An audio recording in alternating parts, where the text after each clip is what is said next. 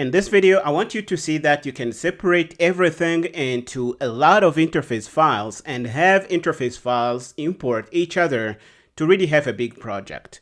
We will take the same project we had before and break it into two interfaces. We will have a math stuff interface that we always had, but we will also have a print interface, which is going to have a print related functions in our program here. Let's show you the interface file for math. It is going to have the add function and the point class. This is the interface we have. Notice the module declaration. It is the most important thing if you ask me. Make sure you see the global module fragment, the module preamble, and the module purview. These are words you need to be able to understand to communicate using C++ 20 modules, to talk to other developers and express your ideas. And we have the print interface file. Notice it is a new interface that we are introducing because we have the declaration here, export module print. Don't forget the semicolon here. And it is going to export the two methods that we have here, greet and print name length. And we can set up implementations for these interfaces. The file we have here is the implementation for the math staff interface. That's what we are saying here. It is going to import the other interface. It is going to import the other module that we just defined. Isn't this cool? And it is going to use it by calling the greet function here. And this is going to fall in place and work. Let's look at the implementation for the print interface.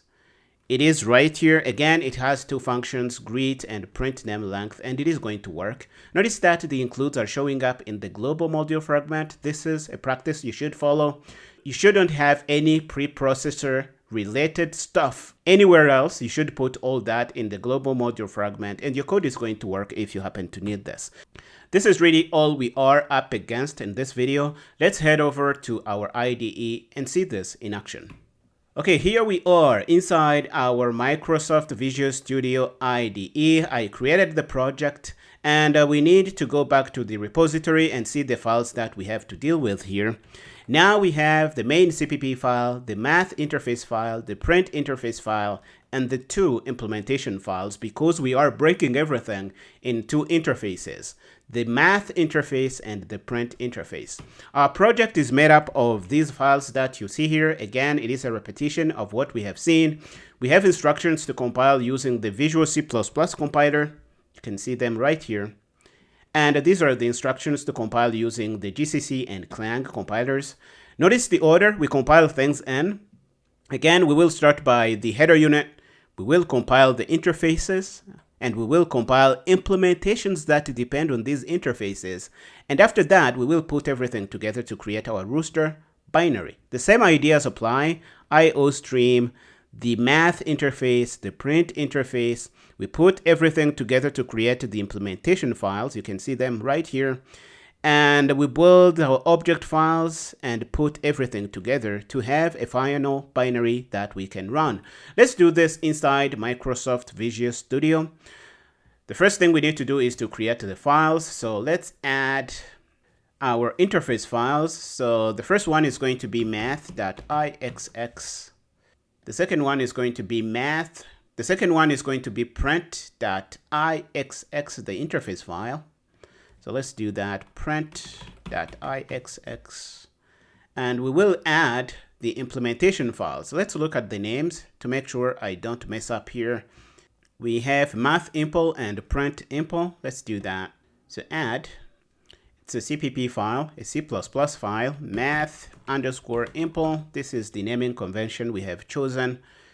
And we have to add print.impl. So let's do that. Add new item, a C++ file, print_impl. And we have to add this. And the rest is really copying code from the GitHub repository and using that in our project. We start by the math interface. Let's copy row. And it should say copied.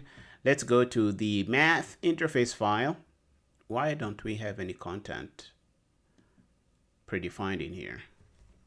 Let's see how this is going to go. The math interface file is in. It is a module file, so we have, it is a module interface file, so we have to export module and say the name of the module. Let's do the other module, print.ixx. It is really simple. copy it, and come back to our code, print, delete everything we have in here, and put in our module. Again, export module because this is a module interface file. Let's go to math-impl, and we copy everything and come back to our IDE, math-impl. Let's delete everything we haven't put in, the new content, and we need to go to print-impl.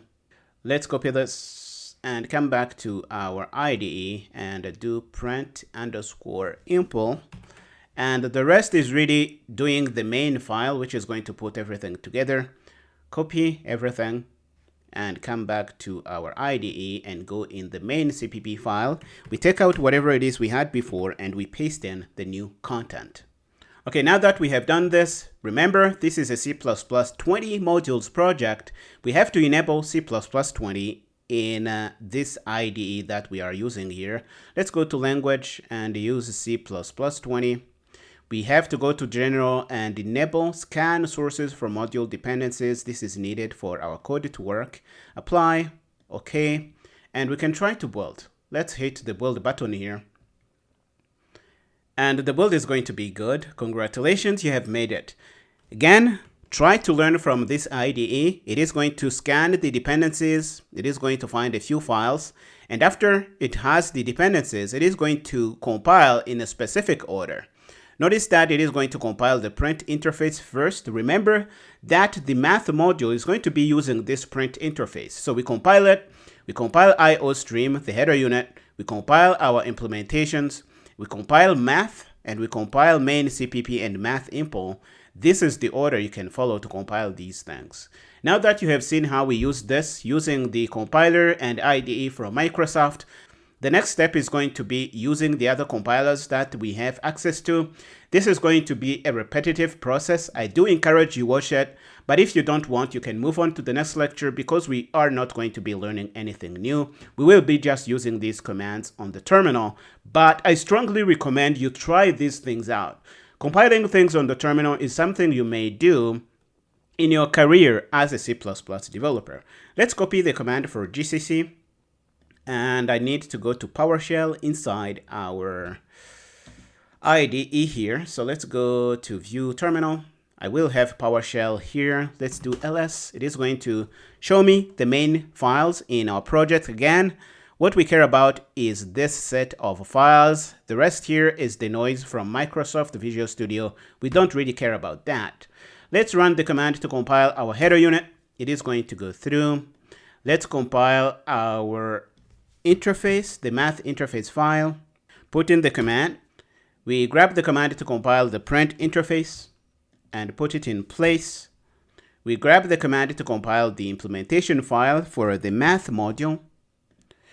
Let's make sure we grab it correctly because I don't want any typos here. And you don't have to memorize these commands. Make sure you have them somewhere so that you can copy from them. What I do in this chapter is really what I do in my career when I am working on projects. You can find me browsing through my repositories, hunting for commands that I can edit because I am really bad at remembering these commands. I have better uses for my time. Now we have the Rooster binary generated.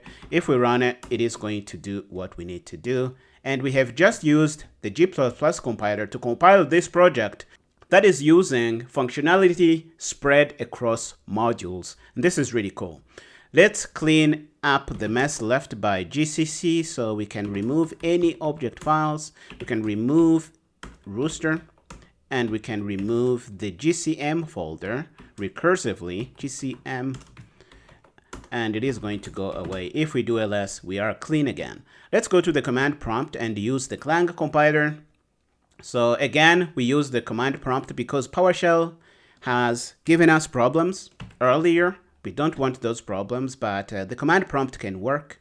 Compile the IOStream header unit, put it in place. We copy the command to compile the module file and put it in place. We copy the command to compile the implementation file for math. You see, it's a really long command. I don't think I had a chance to explain these things to you, but when you compile with Clang, sometimes you have to specify the location of the PCM files, and you do that through this flag here. If you are confused by Clang, you can go to your search engine and say Clang C++ 20 modules in the search engine, and you should have an entry that shows you the documentation for using Clang. I want to try to explain this because this changes across Clang version, and I can't really do a better job than what they are doing here. So make sure you read this if you care about Clang. What I am showing you is just the result of me going through this documentation and adapting the commands that they give here to work with the projects that we have in our course here. So this is something you can do if you are interested. Let's go back and compile. This is going to give us the implementation file. Print PCM not found. Why is that? Why is that? I may have lost my train of thought here. Print PCM. We didn't compile it. So let's compile print PCM first before we attempt to do this. Okay, let's grab it and compile it. So print PCM, now it should be available. Let's go down and compile the other one, which is going to be the math implementation file. And put in the command. This can be a tedious process, and if you come across errors, you're going to be pulling a lot of your hair. That's why I gave you these commands here. Okay, so this is done. Let's go to the other command, and it is going to be compiling our main file into an object file. Let's do this. And we can go back to compile the math stuff object file. And we can grab the command to compile the print file into an object file. And we are finally at the end. We needed to compile to see our rooster binary. And if we put it in, hopefully it's going to work. And it seems that it worked. dir on the command prompt, we will see our rooster binary and we can run it. Okay, and it is going to give us the result that we expect. This is how you can compile this project using the Clang compiler on Windows. We can now look at how we can do the same using the Clang compiler that lives in my Docker image. Let's ls to see what we have. Let's remove the junk that was left in by Clang on Windows. Let's remove any PCM files, remove any object files, and remove rooster. And we should be clean now. And I will be copying all these commands one by one. Bear with me. This is a tedious process, but you have to do it to be able to understand how these things work. We compile our header unit. We compile the math stuff. We compile the math interface file into math_stuff.pcm. This is the command. You will get a warning here that you will ignore. Let's put in the command to compile the print PCM file. Let's grab the next command and put that in place. It is going to be compiling math_impl. Let's put that in our PowerShell window, terminal window. And we can go back and grab the command to compile our print_impl file. Bear with me, this may be boring, but it is how you learn, my friend.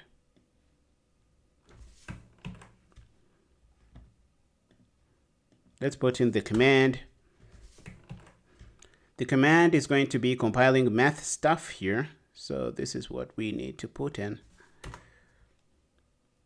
Grab the command to compile your print PCM file into a print object file. This is what we are doing now. Put in the command, hit enter. And we need to do the last thing, which is going to put together everything to generate our rooster binary that we have been waiting for. We have our rooster binary, as you can see right here. Where is it? It is here.